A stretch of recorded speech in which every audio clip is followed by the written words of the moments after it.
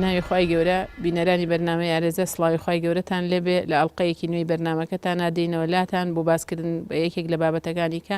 ئەڵلقەیەم جارەمان دەمانێت باسی خیانەت بکەین خیانەتکردن لە ئەمانەت یەکێکە لە بابەتە گرنگەکان کە هەموو ژیانی مرۆڤ ئەگرێتەوانێ هەر لە پەیوەندیە لەگەڵ خی پەروەردگار لە پەیوەندیە لەگەڵ بەندەکانە لە پەیوەندی خۆیان لەگەڵ بەرامبەرەکانیە کەم تەرخەمیکردن لە هەر یەک لەمانە بەشێکە لە خیانەتکردن جا خیانەتکردنەکە لە خۆی بێ یان لە خی گەورە یان لەوانەی دەوروبەری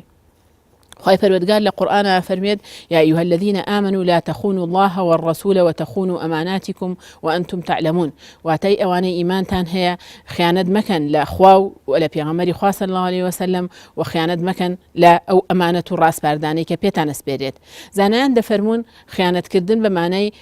فوتانو لدزداني راس باردكان وسباردكانك بكسك دسبيردريت جاهر جوريك بلا خیانەتکردن دیارە خیانەتکردن جۆری زۆری هەیە و شێوازی زۆری هەیە و قسەی زانایان زۆرە لەسەری بە تایبەت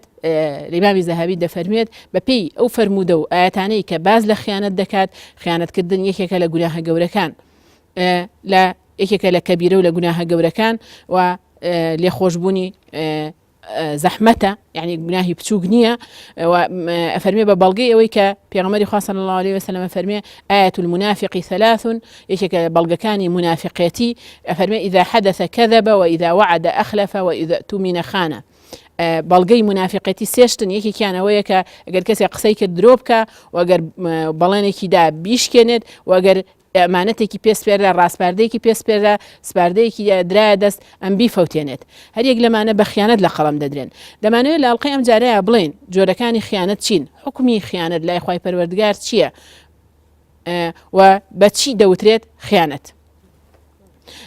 دیارە ئامان خان خیانەتکردن جۆری زۆرە و گەورەترین جۆریان ئەوەیە ئینسان خیانەت لە بینی خۆی و خی پەروەردگارە کاتێک کە بێفەرمانی خی پەروەردگارەکات و ئەوەی کە پێی سپاردوە جێبەجێی ناکات ئەو بەشێکە لە خیانەتکردنی خیانەتێکی گەورەیە لە خۆی ئەکات یەکەم جار تەخون و یعنی ئەنفوسەکم لە ئاەتی شاباسی کراوە بەشێکە لە خیانەتکردن لە نەفسی خۆیەکە لە بەرامبەر خۆی ئەیکات کە بێ ئەمری خی پەروەردگارەکات ئەمەش یەکێکە لە یەکەم جۆری ئەتوانین بڵێن خیانەتە لە بیر و باوەڕەکەی خۆی ئەو قەناعەتی بە شتێک هەیە بەڵام لە جێبەجێکردن و ئەرێکسپاردنە ئەو جێبەجێ ئەو قسەی خۆی ناکات کە ئەڵە باوەڕیشم پێێتی بڵێ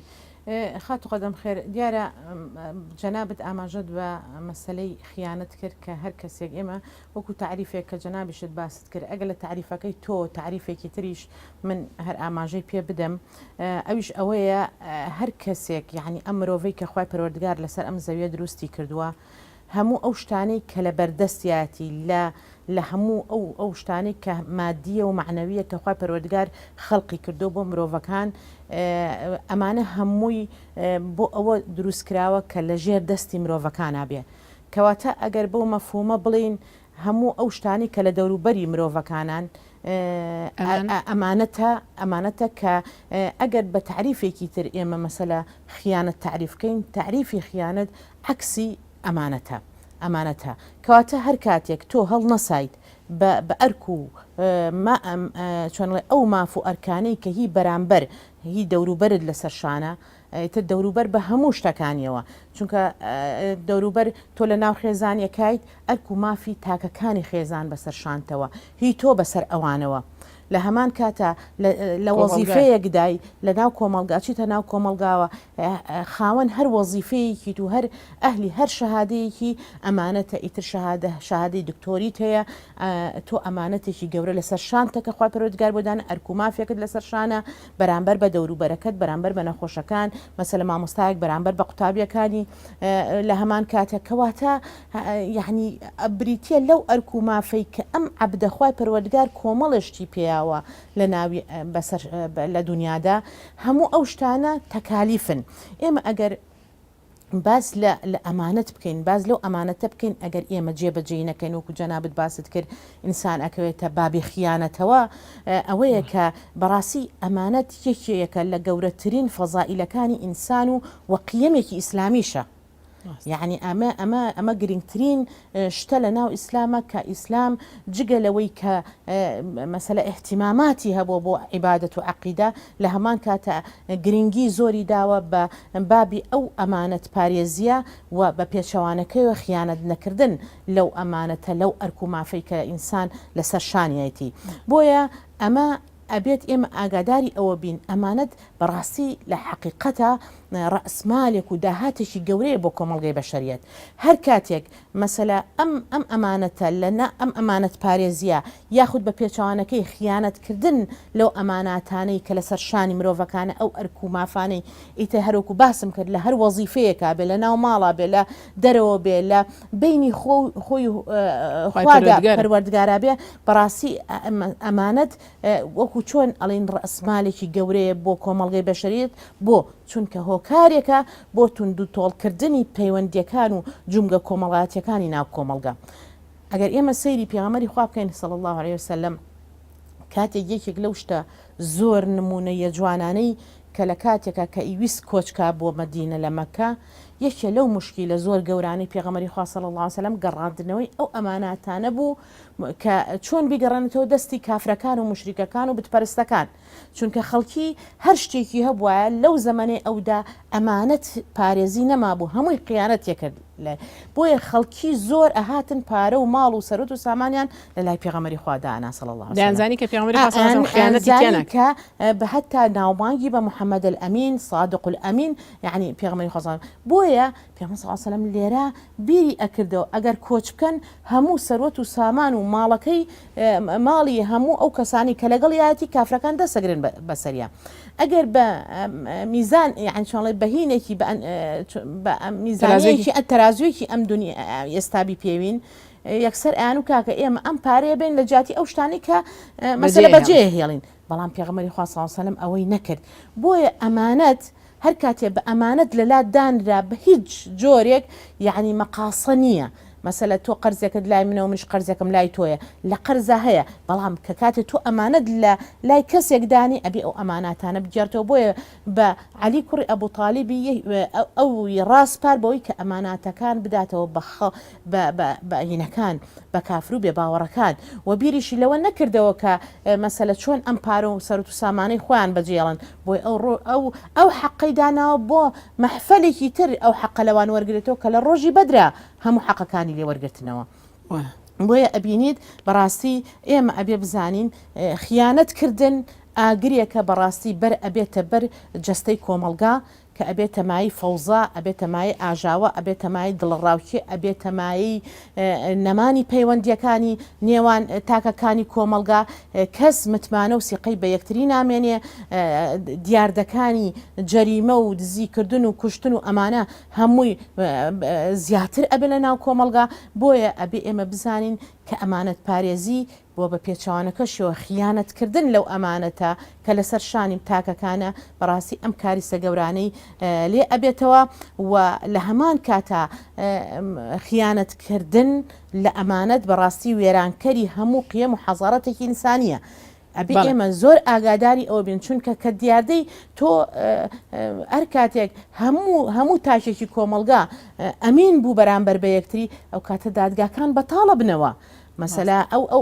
ئەو زەختە زۆرە ناکەوێت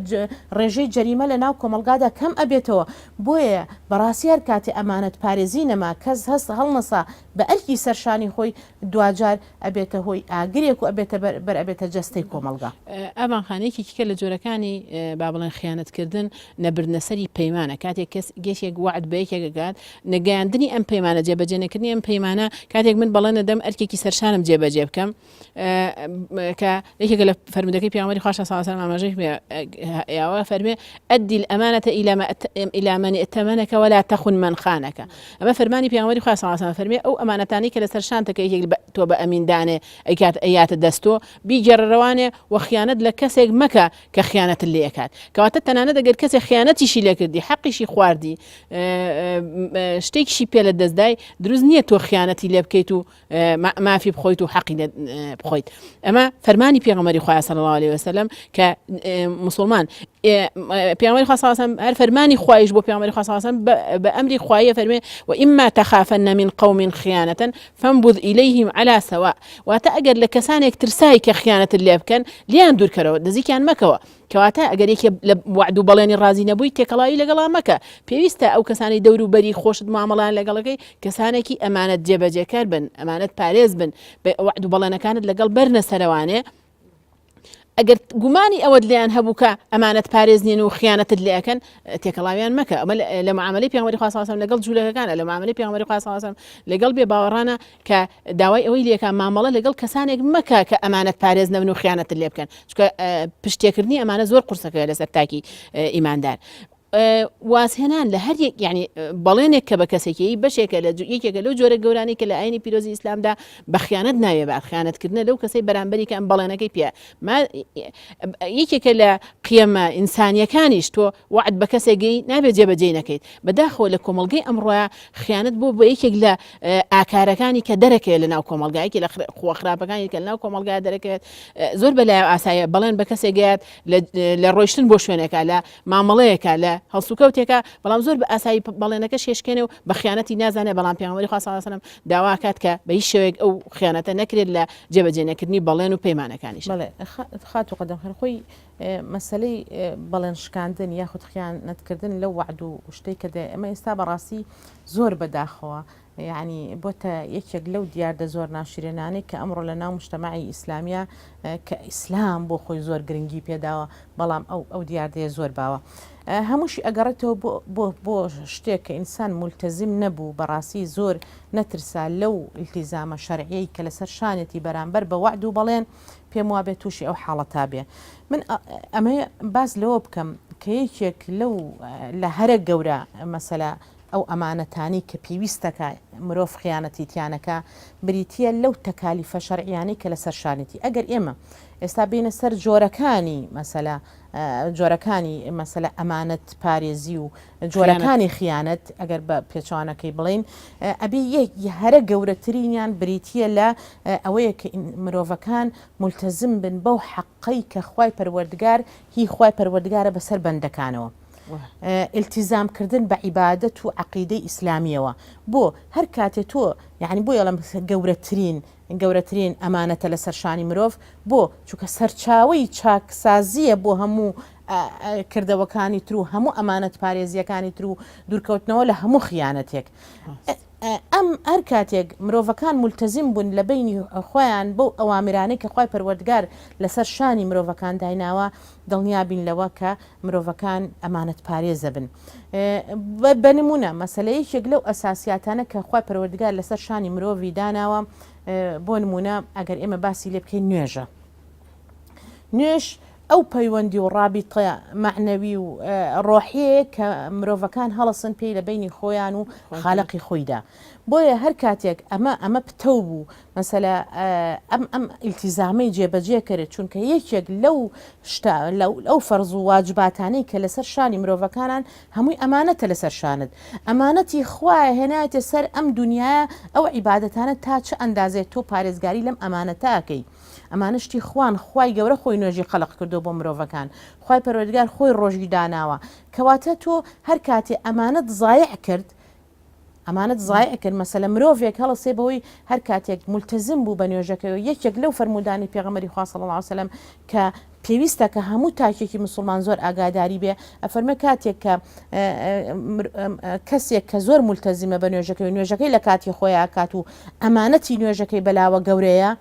ئەڵێ لەو کاتە نوێژەکە خۆی دوعای بۆکە لە تەوابوونا ئەڵێ خوایە چۆن منی پاراست ئەم عەبدە ئاوا بپارێزی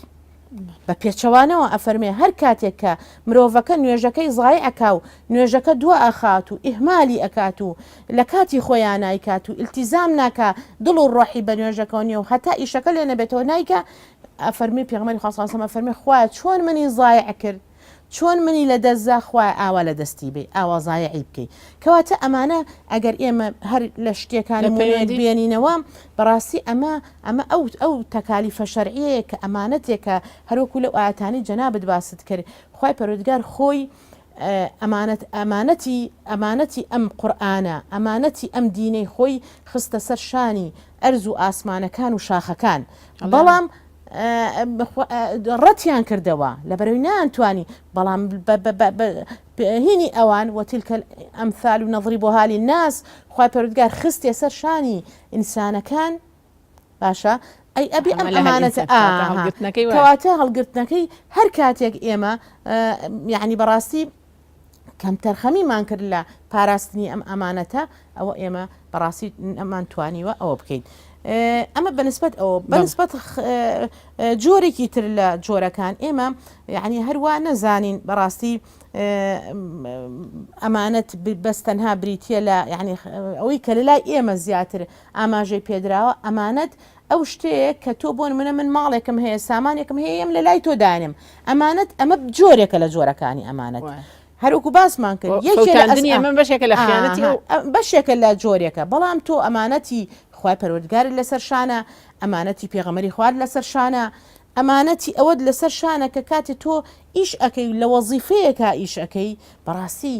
ئەمانەتی ئەو وەزیفەیە بەسەر شانتەوەی تا چه ئەندازێ تۆ تەعاملکردنت لەگەڵ خەڵکیە مەسەلە کارمەندێکە لە نەخۆشخانەیەکە بەڕوویەکی خۆشەوە بە معاملەیەکی نەرمەوە لەگەڵ نەخۆشیەکە معاملە ئەکا ئەمە هەستاوە بەوەی کە ئەمانەت پارێزیەکەی خۆی جێبەجێ کردووە خیانەتی نەکردووە ئیشەوانەی ئەوە هەر ئەرکێک لەسەر شانی تاکێکە لە ژیانی ڕۆژانەی خۆیان هەر لە ڕاگەیان کارێکەوە کەسێک کە لەوەکو خۆ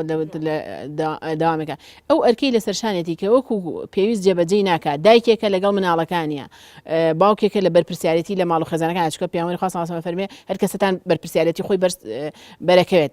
كلكم راع وكلكم مسؤول عن رعيته هەر کەم تەرخەمیەک لەم بەرپرسیاریتیانێک کەوێتە سەر شانمان بە یەکێکی کە لە جۆرەکانی خیانەتکردن لە ئەمانەتدا ئەندرێت چکە ئەم بەرپرسیارەتیانە یان بەرپرسیارەتێکن خوای گەورە پێویست پاردوین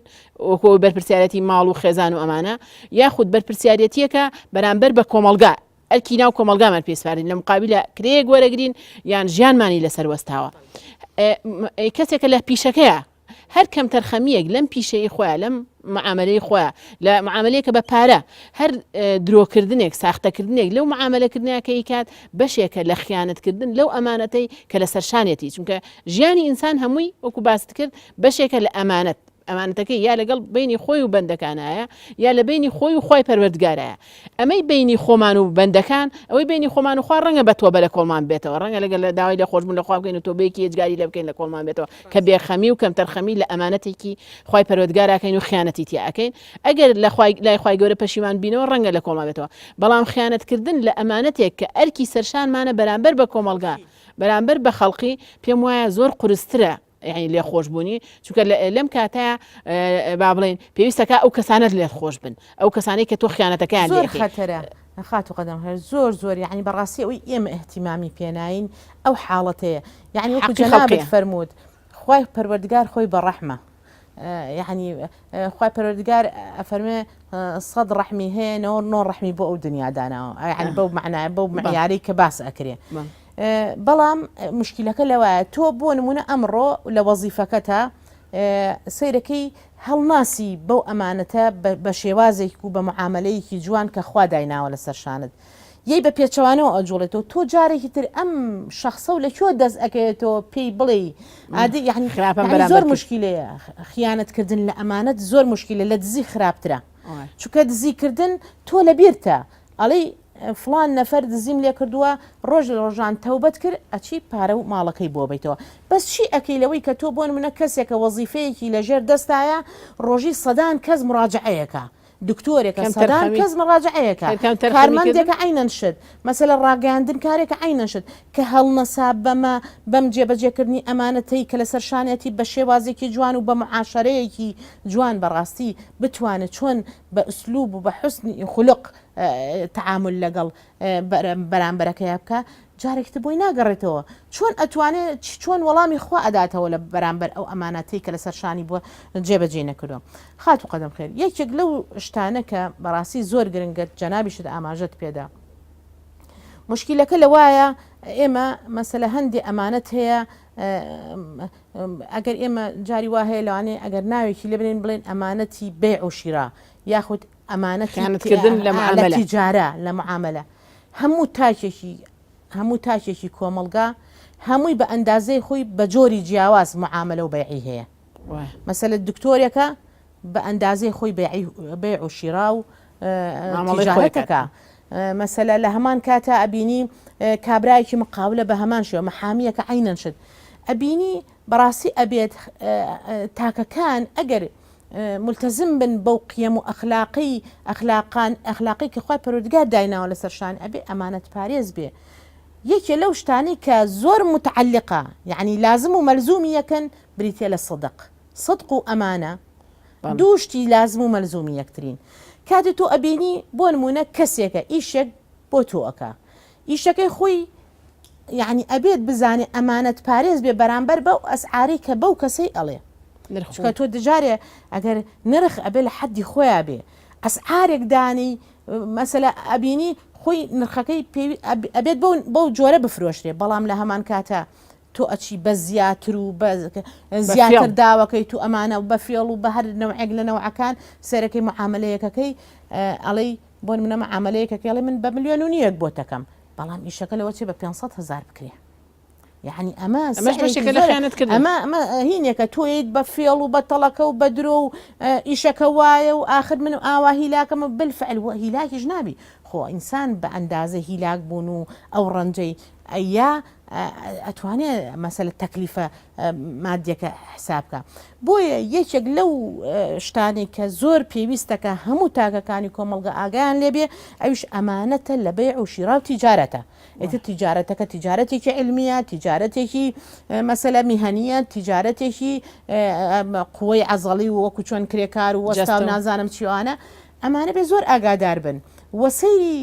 مەسەلە بەرامبەریش نەکەنە مەعیار چونکە زۆر ئاگادار بین لەوەی ئەمانەت پارێزی تاکەکان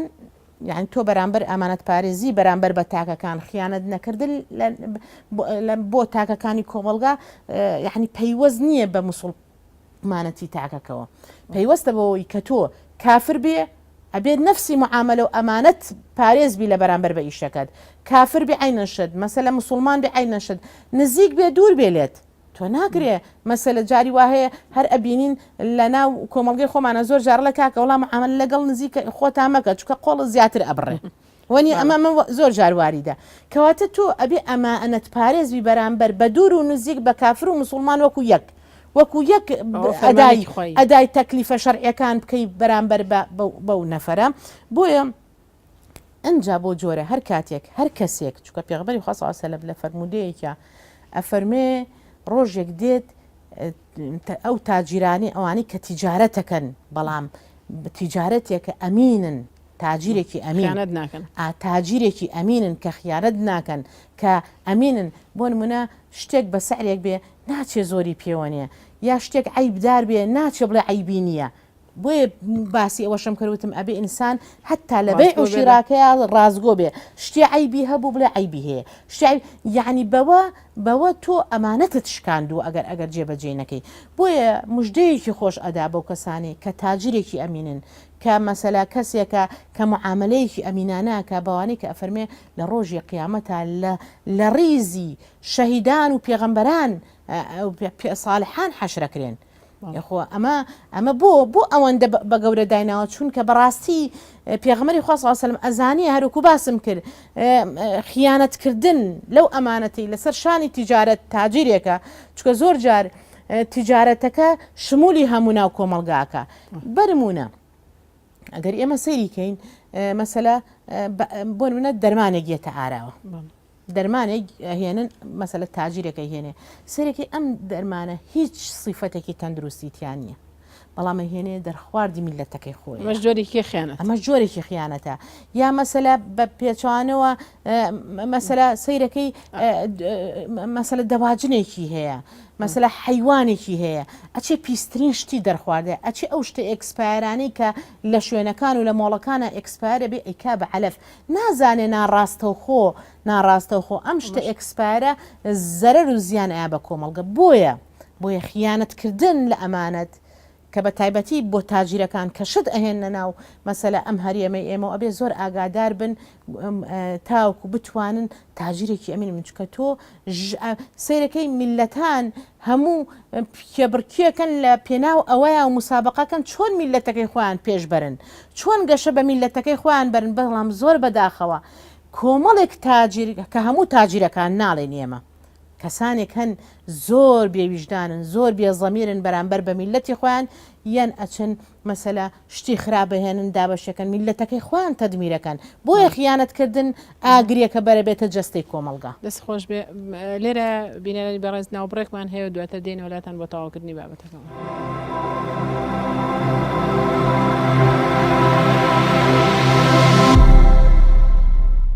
دووبارە سڵاو بینەرانی بەڕێز دێن وڵاتان بۆ تەواوکردنی بابەتەکەمان دیارە چەند جۆرێکی خیانەت و چەند شێوازێکی خیانەتکردن و ئەمانە نەپاراستنمان باس کرد ئیکیکە لەو جۆرانی کە ئەوان هەن باسی بکەین لە جۆرەکانی ئەمانەت پارێزی و خیانەتکردن لە ئەمانەتی عیلم و زانستە. جا زانستەکە زانستێکی دینی بێ یان عیلمێکی دنیایی بێ ئەو عیلم و زانستەی کە لای تاکێک هەیە بەشێکە لە ئەمانەت و لە سەرشانێتی خیانەت لێکردنی بریتە فەوتاندنی و خیانەت لێکردنی ئەوەیە کە لە شوێنی خۆیان بەکاری نهێنێ کاری پێنەکە یاخود نەیگەێنێ بەوانەی دەوروبەری چکە وەک ئەزانین هەم عیلمی دینی هەم عیلمی دنیایش پێویستەکات تۆ سوودی پێ بگەێنی بۆ دەوروبەرەکەت و کاری پێ بکەی و هەڵسوکەوتی مامەڵەت بەپێی ئەو عیلم و زانستە بێت نەگەاندنی وەکو خۆی یاخود زەرەر پێگەاندن بۆ عیلمەی کە هەیەی زیانی دەوروبەری پێبگەێنیان نەیگەێنێ بەوانەی دەوروبەری بەشێکی کێ لە خیانەتکردن لە ئەمانەت یعنی جگەل لەوەی کە مەسەلا گەاندنەکەی یعنی چۆنەڵی بۆخاتە خزمەت نەیخیتە خزمەتەوە يعني خزمەتی پێنەکەی يعني تۆ علم ئەڵێ شعرێکی ئەڵە علم وەک باخە عمل سەمەرە علمی بێ عمل باخی بێبەرە يعني تۆ شتێک هەیە ئەگە تۆم علمە عملی پێنەکەی بۆ نمونە جاری وا هەیە بێویژدانی يعني من ئەڵێم هەندێک شت هەیە خوای پەروەردگار جاری وا مەسەلە سەرەکەی پرۆفیسۆرێکە شەهادەیەکی زۆر گەورەی هەیە لە فڵان مەجای طبە یا بە پێچەوانەوە لەوانەیە مەسەلە عالمێک بێ لە مەسەلەی زەڕە عالمێک بێ لە مەسائیلی مەسەلە مختبەری ئەمانە بەڕاستی ئەبێت بەکاری بهێنرێ بۆ خزمەتی دەوروبەر نەک بەکار بهێنرێ بۆ زیانگەیان وەکو چۆن ئێستا ئێمە ئەبینین مەسەلە ئەم هەموو چەک و ئەسلی حەیە دروستەکرێ هەموو بە شەریعەتی خستۆتە ژێر مەترسیەوە تێگەی کاتە شتێک نەبێ ئەبێ ئەو عیلمەی کە هەتا بۆ خزمەتکردنی مرۆڤەکان بێ مەسەلە لە بواری طبیە جاری وایە کەسێک هەیە زۆر بێ ئیمکانیەتە یاخود مەسەلە کەسێک هەیە ئیشی محاماتەکە سەرێکی زۆر بێ ئیمکانێتەوە بەڵام حەقێکی هەیە لەبەر ئەوەی کە ناتوانێ محامیە بگرێ حەقەکەی لەبەی نەچێ ئەبێت هەندێک قیەمی ئینسانی لە ناومانە بمێنێتەوە کە ئێمە خوای پەروەردگارە علمێکی پێیاوین ئێتر دکتۆرێکە مهندسێکە محامیەکە شتێکە بەڕاستە بێ بزانێ ئەمانەتێکی گەورەیە لەسەر شانی حەقی خوا بدا بەرامبەر بە فەقیر بە هەژار بە نەدار بەو کەسانی کە پێویستیان بەم علمەی ئەم هەیە و بەڵام دەستیان نایگاتێ بەڵام ناتوانن مەسەلە بە پارە ئەم علمە و ئەم زانستی ئەم کەسە ئیستیفادەی لێ بکەن بۆیە بێ مەسەلە جاری وا هەیە سەیرەکەی هەژارێکە پێویستی بە عملیاتێکە سەیرێکی ئەبینیت مەسەڵە عملیاتەکە دەفتەرێکی تێچێ چی تێچێ ئەم علمە خوا وەرەکو لە بیدایەتە باسم کرد هەموو ئەو شتە مادی و معنەویانە کە خوا دروستی کردو و خەڵقی کردو و خستوێتە ژێر دەستی مرۆڤەوە ژێر دەست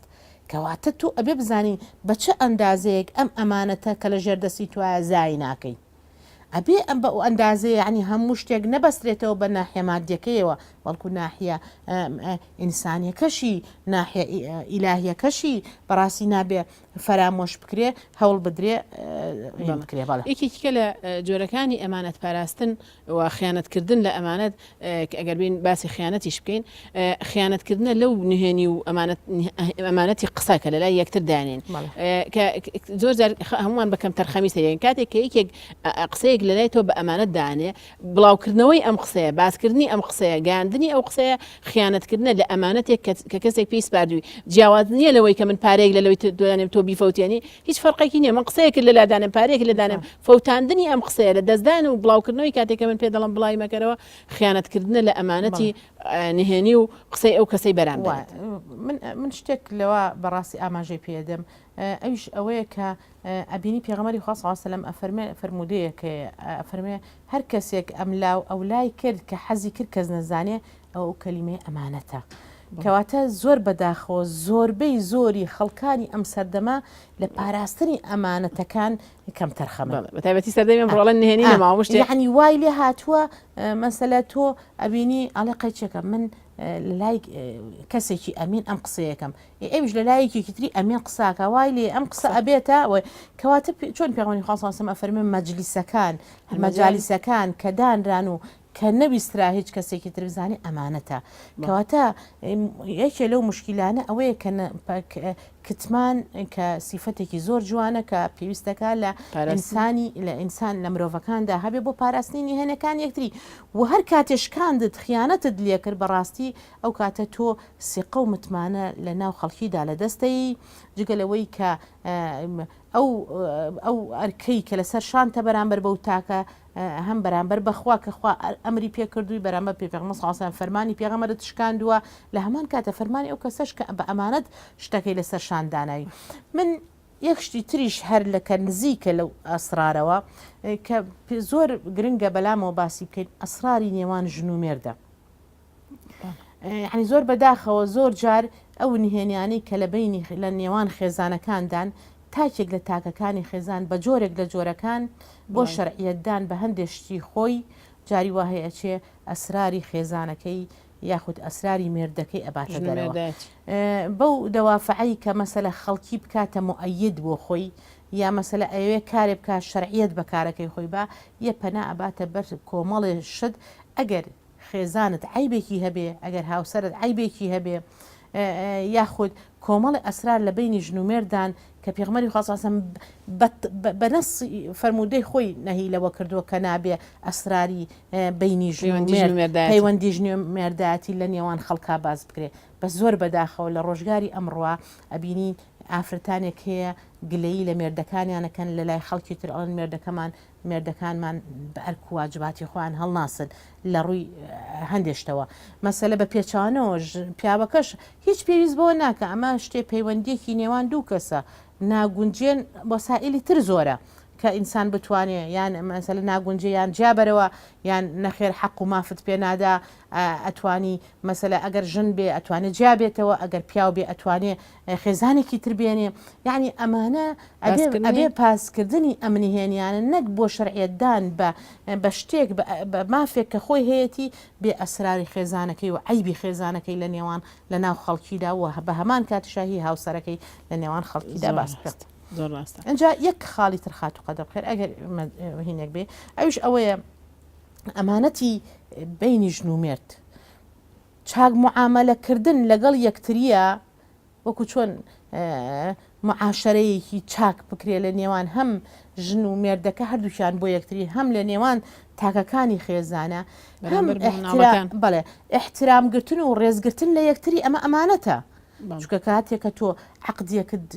ئەنجام ماوە لە بینی گرێ بەستێکت ئەنجام ماوە دوو کەسن ئەساسەکەی مەوەدە و ڕەحمە و احترام و ڕێزە هەر کاتی ئەوە نەما کەواتە تۆ بەرامبەر بەو ناوەڕۆکی عقدە و بەوەی کە خوای پەروەردگار خۆی فەرمێ وەجعلنا بەینەکم مەوەدەتە و ڕەحمە کە ڕەحمەت نەما خیانەتت کردووە لەو ئەمانەتەی کە لە بەردەستایە بۆیە بە تایبەتتریش بۆ ئافرەت کە ئەبینیم پێغەمبەری خوا صلی الله علیه و سلم لە حەجەت الوداع زۆر وەصیەتی کرد بۆ پیاوان کە ئستەوصوا بالنساء خەیرا لەگەڵ خێزانەکانتان لەگەڵ ئافرەتەکانتانە چاک بن ئیتر ئافرەتەکە خێزانتە دایکتە نەنکتە هەر کەسێکی ترە چاک بن لەگەڵیان ئەمەش یەکێکە لەو ئەمانەتانە کە پێویستەکە بپارێزرێ و بە پێچەوانە ئەگەر نەپارێزرا ئەگەر ئەرکی سەرشانی خۆی جێبەجێ نەکرد کەواتە خیانەتی کردو. بەڵێ هەندێک ئێمە لە بەرنامەی پێش چەند بەرنامەی لەمە پێشاباسی خیانەی زەوجیمان کرد لە پەیوەندی ژن و مێرداتیە چ پیا و ئەوەی با بڵێن بۆ یەکتر حەڵاڵە لەگەڵ یەکا بیکەن دروست نییە ئەم ئافرەتە نەسەیرکردن و نە دەستلێدان و هیچ جۆرە پەیوەندیکی لەگەڵ پیاویکە بۆ حرامنیە پیاویش بەماشە لەگەڵ ئافرەتیکەی مەحرەمە بۆی حەڵاڵ نییە ئەم خیانەتکردن لەم پەیوەندیایە ئەمەش بەشێکی لە خیانەی زەوجی کە ئەمڕۆ باسەکرێت کە ئەمڕۆ بەداخەوە جۆری خیانەی زەوجی زۆر بووە و زۆر باسی لەکرێ بەڵام لەبەرەوەی لە بەرنامەی پێش و زۆر بە درێژی باسمان کردوم بەرنامەیە ناینە سەری بەڵام لێرە ئەمانێت تەئکید لەسەر ئەوەکەینەوە کە ئەمە ژێکێکیکەیە لە جۆرەکانی خیانەتی بینی ژن و مێرد ئافرەتەکە بێ یا پیاوەکە بێت ئەمە نەپاراستنی سنوورەکانی خی گەورەیە جێبەجێ نەکردنی ئەمانەتی خی پەروەردگارە وەکو باسی کرد عقدێکی بینی دوو کەسەکەی شکاندنی ئەو عقد و پەیمانەیەکە لە فەرمانی پارێزگاریکردن لە عەرز و ناموسی یەکتری بەڵێ ئەوەش یەکێکە لەو ئەمانەتانی کە لەسەر شانی هەردوو تاقەکە هەیە ژن و پیاو ئەبێ بینی خۆیان و بینی خی پەروەردگار ینی ئەگەر ئافرەتەکە ئاگای لە نەبێ پیاوەکەی چی ئەکاوە پیاوەکە ئاگای لە نەبێ ئافرەتەکە چیەکە بێ خۆیان لە بینی خۆیان و خی پەروەردگارە بزانن ئەمان وعد و بەڵێنێکیان پڕ کردوێتەوە لای خی پەروەردگار کە خیانەت لە یەکتر نەکەن لەو خەزیەیە لە پەیوەندیە ئەو پەیوەندی بەس بۆی هەیە لەگەڵ هاوسەرەکەی بیکە نابێت لەگەڵ خەڵقانێکیا پێندێ بێ جاگەر قسە بێت شکوان دێکە زوازانە قسەکردن شتێکی ئەتیادیە مەسیجەکە چاتێکە شتێکی زۆر ئاسای لەگەڵ ئافرەتی کێشا پێ بڵە خۆشمەی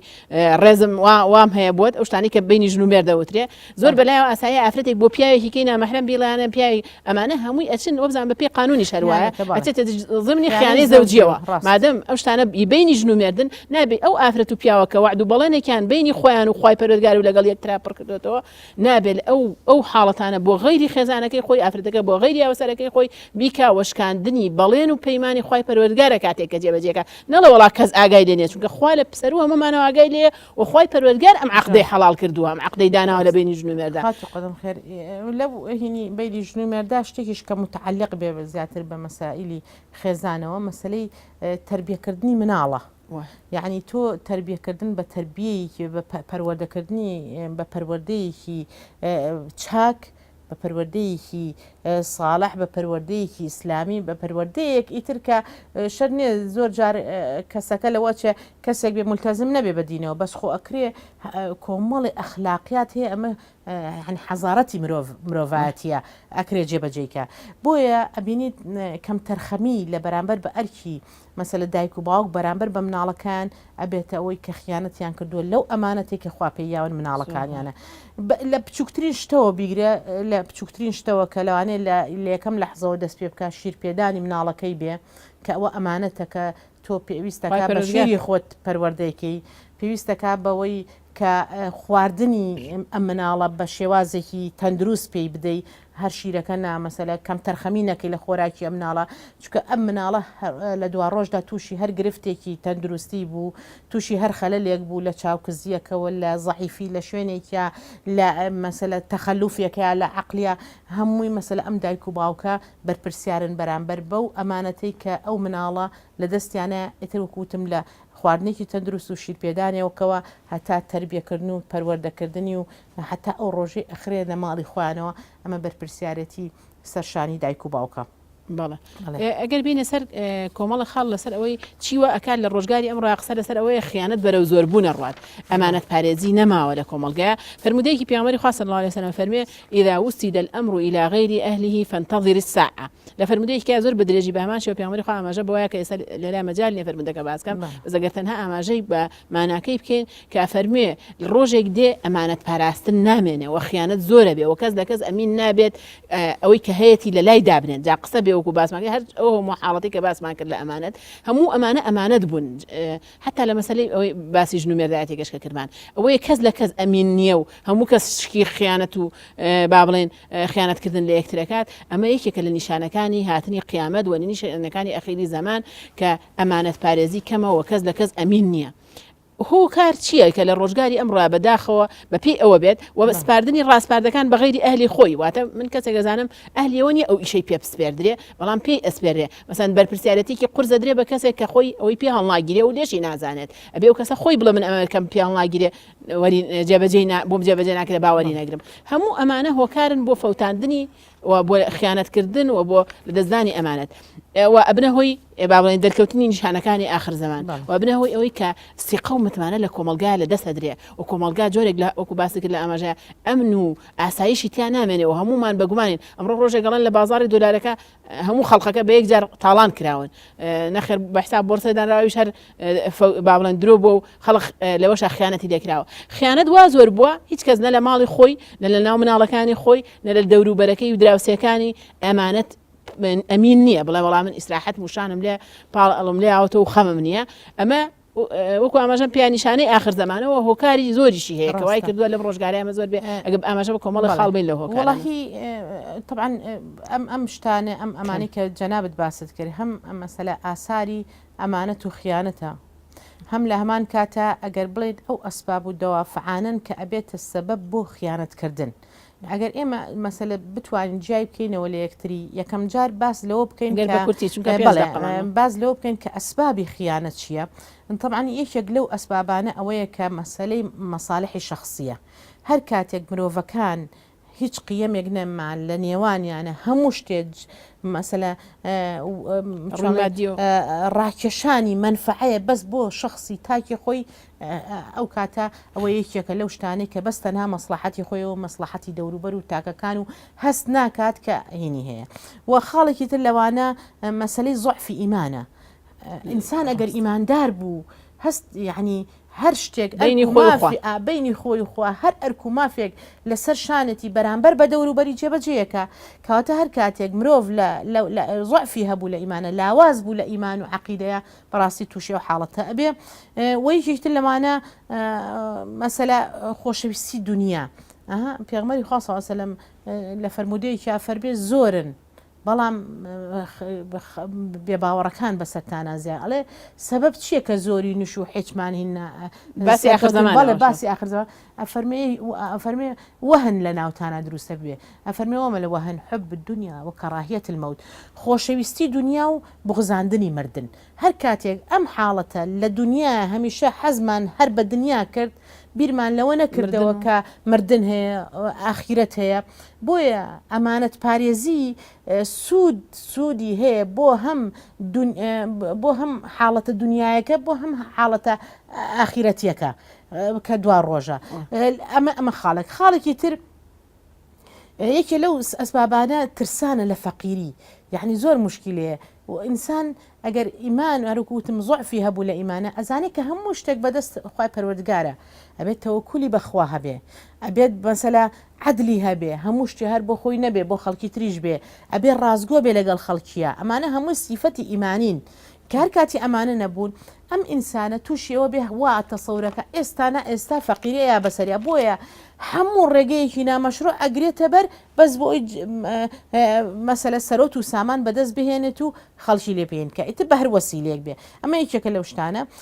بۆیە ئەمانە ئەو دەوافعانن کە بەڕاستی کە بەردەوام مەسەلە کەس و خەڵکی والی ئەکا کە خیانەت بکە ئەگەر ئاساری خیانەت ئێمە مەسەلە خیانە و ئەمانە باسکەین یەکێک لەو شتانەی کە لە ئەمانەت پارێزی مەسەلە ئاساری ئەو ئەمانەت پارێزی ئەوە شەکە مەحەبەیە خۆشەویستی سەیرەکەی ئەمانە سەبەبە بۆ کەسبکردنی خۆشەویستی دەوروبەر بۆ هەر کاتێک تۆ ئەمین خەڵکی خۆش دەوێ ئەبێتە مەسەلە زیاتر پتەوکردنی هاوڕێیەتی لە نێوان یەکتریە بەڵام هەر کاتێک خیانەتت کرد خەڵکی لێ دوورەکەوێتەوە خەڵکی ئەدبێزرێنێ لە هەمان کاتیشا مەسەلە ئاژا و جەریمارۆک و باسم کرد یەکێکە لەو شتانەی کە زیاد ئەکا خاڵێکی تر لەوانە مەسەلەی سدقە هەروکو باسمان کرد ئەمانەت لازم و مەلزومی ئەگەر بۆ مانای بڵێن ئەمانە نەوعێکە لە سدق لەبەرەوە تۆ یعنی ئەمە ڕازگۆیی یەکێکە لەو ئاسارانەیە کە تۆ ئەمانەت پارێز بێ لە لای خەڵکی بە کەسێکی ڕازگۆ و سادق و ئەمین ئەناسری و هەروەکو چۆن لە خاڵێکی ترا کە باسی ئەەکەین ئەویش ئەوەیە ئەلهودوو وەسەکینە یەکێکتر لەو ئاسارانە ئەوەیە کە سەکینەت و ڕەحمەت و لە کۆمەلگا و لەناو خێزاندا بڵاوە کاتەوە حەز بە ئارامیەکەی فەوزاد لێ دوورەکەێتەوە من ئەمڕۆ زانیم ماڵەکەم کە لە لای تۆدامنا ئەمینم لی زانیم تۆ بە هاڵەسی بە ئەرک و واجبات و خیانەتم لێ ناکەی بە غەیبەتم ناکەی جاسوسیم بەسەرەوە ناکەی ئەمانە هەموویە زۆر بەداخەوە ئەمڕۆ ئەبینی خەڵکانێکان بەردەوام مەسەلە سەرەکەی دراوسێکە حەقی هەیە بەسەر دراوسیەوە جاسوسیەکەن بەسەر یەکتریەوە ئەمە ئەمانەتی خەی دراوسێتیت لە دەستداوە ئەمە خیانەتت لە دراوسەکەت کردووە غەیبەتەکەی بە هەمان شێوە بوختانەکەی بە هەمان شێوە هەمووی حەق و مافی یەکتریە بەسەریەکەوە بۆیە ئەبینی هەر کاتێک کە ئێمە ئەمانەت پارێز بووین ڕەحمەت و سەکینەت و ئارامی و ئەمانە ئەڕژێ بەسەر کۆمەلگا و خێزاندا و لە هەمان کاتە ئەگەر بە پێچوانەوە خیانەتمان کرد هەمیشە ئەبێتە مای چی ئەبێتە مای قەلەقی و دڵڕاوکێ و لە هەمان کاتە ئەم قەلەقی و دڵڕاوکێش لە دەرونی کەسە ئەو کەسەی کە ئەمانە خیانەتی کردووە ئەبێتە مای ئەوەی کە زۆرترین نەخۆشی ڕۆحی و جسمی و ئەمانەی بۆ دروست ببێ بۆ هەمیشە لە قەلەقی و لە دڵڕاوکیە ئەژی. یەکێکی تر لەو شتانە کە بەڕاستی ئەوەیە کە کەسەکان بەرامبەر بە یەکتری مەسەلە بڵێن کە ئەم خیانەت ئەکەن بەرامبەر بە یەکتری ئەوەیە کە حفزی سڕی یەکتری ناکەن کار کاتێ حفزی سڕی یەکتریش نەکرا ئەو کاتە وای لێدە کۆمەلگایەکی پەرش و بڵاو کۆمەلگایەک کە هیچ ئەمانەتێک ناپارێزرێت یایدا دروستە بێت و بۆیە ئەبێ زۆر ئاگاداری ئەو حاڵەتانە بین کە ئێمە من دیارە ئەگەر ئاماژەش بە کۆتاشت بم لە مەسلەی ئەوەی کە ئێمە چۆن بتوانین بە چه ڕێگەیەک بتوانین پارێزگاری لە ئەمانەت کەین و خیانەت نەکەین یەکێک لەو شتانە بەڕاستی سەبرگرتنە چونکە ئێمە ئەرکی زۆرمان لەسەرشانە ئەگەر سەبرمان نەبێ بەرامبەر بە یەکتری تەحملمان نەبێ بەرامبەر بە ئەرک و مافی یەکتری بەڕاستی ناتوانین ئەو شتە بکەین و ئەوەش لە ئیمانێکی بەهێزەوە دێ هەمیشە مرۆڤەکان پێویستە بە تایبەتی مسلمانان هەوڵی ئەوە بدەن تەقوی لایەنی ئیمانی خۆیان بکەن و خاڵێکی تر تەقوایە خۆپارێزیە لەو شتانی کە خوا پێی ناخۆشە و تەوەکولی تەواوە بەخوای پەروەردگار کە بزانین ئێمە هەموو شتێ بەدەست قەدەری ئیلاهیەوەیە یەکێک لەو پایانەی کە لە ئیمانە پێویستە ئێمە باوەڕمان پێ ببێت لەو شەش پایەکە بریتێ لە ئیمان بە قەدەری خەیر و شەڕ کە لەلایەن خوای پەروەردگارەوە بێ و نەزانین کە ئێمە ئەگەر تاجیرێک بین ئەگەر عالمێک بین ئەگەر شتێک بین ئیتر ئە بۆ عیلمەی خۆمان ئەتوانین هەموو شتێ بکەین جاری وای خوای پەروەردگار خۆی شتەکانت بۆ مسەخەرەکە خۆی زیاتر وادلێکە کە گەورەتربی لە تیجارەتەکەتا سەرکەوتوتربی لە عیلمەکەتا سەرکەوتوبی لە میهنەکەتا بۆیە ئینسان ئەبێ باوەڕی بەوە هەبێت کە هەموو ئەم شتانە لەلایەن خوای پەروەردگارەوەیە. بەڵێ دەستخۆش بێ ئاوانخان دیارە لێرە لەبەرەوەی کۆتایی بەرنامەکەی و کاتی بەرنامەکەمان تەواو بووە کۆتا قسەم دەمەوێت بڵێم یەکێک لەو شتانەی کە پێغەمبەری خوا صلی الله علیه و سلم لە پێش پێغەمبەریەتی پێی ناسراوە وەکو باسیشت کردووە کە ڕازگۆیی و ئەمانەتپارێزی بەیەکەوە الصادق الئەمین پێغەمبەری خوا ڕازگۆ و ئەمانەتپارێز بووە و زۆر دژی درۆکردن و خیانەتکردن بووە ئەو کۆمەڵگەی پێغەمبەری خوا صلی الله علیه و سلم پێکی هێناوە لە سەرەتای ئەم بانگەوازەوە کۆمەڵگەیەک بووە کە هەمووان لە یەکتر ئەمین بوون و خیانەتی تیان نەماوە وای لێ هاتووە هەموو کەس ماڵەکەی بەکراوەی مناڵەکانی لە لای هاوڕێکەی داناوە بەبێ ئەوەی ترسی خیانەتکردن و کەم تەرخەمیکردن و حەق خواردنی هەبێت لە هاوڕێکانی و دەوروبەرەکەی لێرەدا کۆتایی بە بەرنامەکەمان دێنین بەو هیوایە توانی بێتمان ئەو پەیامەی هەمانە بگەیاند بێتمان وە بەوەکو باسمان کرد خیانەتمان وەکو دیاردەیەکی زۆر خراپ و ناشرین ناو کۆمەڵگە باس کرد هیوادارین کۆمەڵگەکەمان دوور بێلەی و ئەمانەتپارێزی بێتە یەکێک لە صفەت و ڕازاوایی ناو کۆمەڵگەکەمان و هەمومان بتوانین بە شێوەیەکی ئەمین لە کۆمەڵگەکەماندا بە حەساوایی ژیان بەسەر بنین کۆتاییمان هێنا بە بابەتەکەمان خواتان لەگەڵ سپاس بۆ گوێگرتنتان.